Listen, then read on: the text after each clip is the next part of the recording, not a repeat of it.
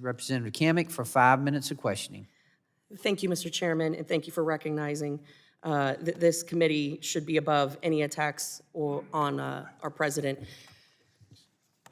Thank you for the opportunity to be here to discuss these existing and emerging drug threats. As a representative from the Sunshine State in Florida, we are all too familiar with the consequences of open borders and how every town in America has been turned into a border town and state as a result of open borders.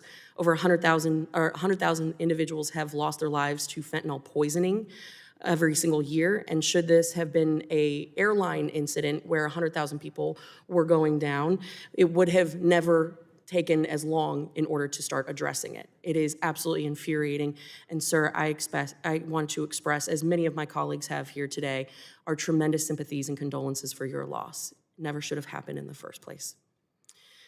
The opioid epidemic remains a persistent crisis, claiming lives at an alarming rate. Synthetic drugs like fentanyl have become increasingly potent and pervasive, exacerbating the public health emergency. And new substances continue to emerge, often faster than our regulatory and enforcement framework can adapt to. These substances not only threaten public health, but also strain our healthcare systems and law enforcement resources. This hearing has been a fantastic opportunity to look at the full scope of the threats and to talk broadly about strategies that we can put together to address them. Now, my first question is for you, Sheriff. I am actually the wife of a first responder. My husband, Matt, is a 18-year career firefighter SWAT medic. So he has been on the front lines dealing with this, and we collectively have understood for the past 10 years it is not a matter of if, but when he himself becomes a victim of fentanyl poisoning because of how many people he encounters on a daily basis that are overdosing. So given the rapid evolution of the synthetic drug analogs, what technologies does law enforcement have to detect the substances, if you could touch on that very briefly, but more importantly, address if these mechanisms are sufficient to detect the new and emerging threats. As these drugs continue to evolve, different strains, new additives, it becomes very tough to test for them. So can you talk about if we are keeping pace with the molecular changes in the drugs and what strategies are in place, or what do we need to adopt in order to have timely identification to keep our first responders safe, and then we can properly schedule them? That's a complex, layered question. I think a lot of that goes to the difficulty of us understanding what has changed in a lab that's basically a nation-state lab that has abilities and facilities way beyond ours, and they're trying to dial in what is no longer scheduled or what they think will be profitable or deadly or whatever the adjective is.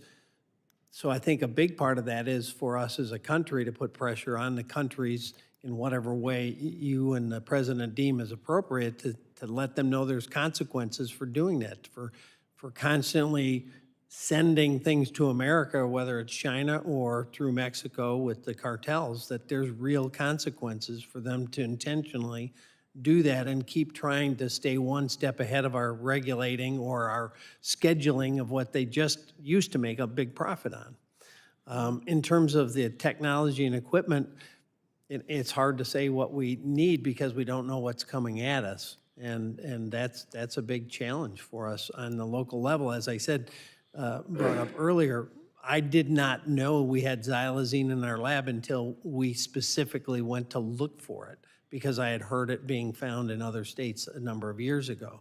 So sometimes we don't even know what we don't know until it's upon us because we have very well-funded nation-state adversaries or cartels that are obviously very flush with cash that can do these things, and then they end up in our lap before we even know what comes down the pike. Thank you. And I'm going to have a bunch of follow-up questions for you, but in the interest of time, I'm going to turn to you, Dr. Westlake. Given the increasing prevalence of fentanyl, its analogs, and other synthetic opioids in overdose cases, could you discuss the differences in treatment protocols for fentanyl-related overdoses compared to other opioid analogs? And again, I know we need to be sensitive to fentanyl and carfentanil being used in medical settings, so if you could address that.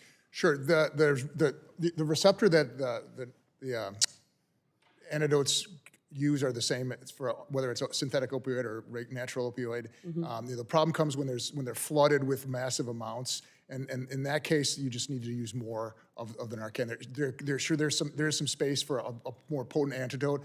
The antidotes, Narcan works, you just have to get it to the person before they're dead from not breathing. So the issue is getting the interdiction of the Narcan to the patient, or stopping the patient from taking the poison and the deadly opioid to begin with.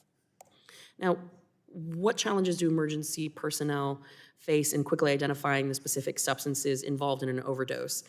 And how would this ultimately impact outcomes? The reason where I'm going with this is to our point originally, how can we get ahead in making sure that when EMTs, medics are on site, are on scene, that if they're dealing with a patient, they can test quickly so they know what to test for, but how they can best protect themselves as well?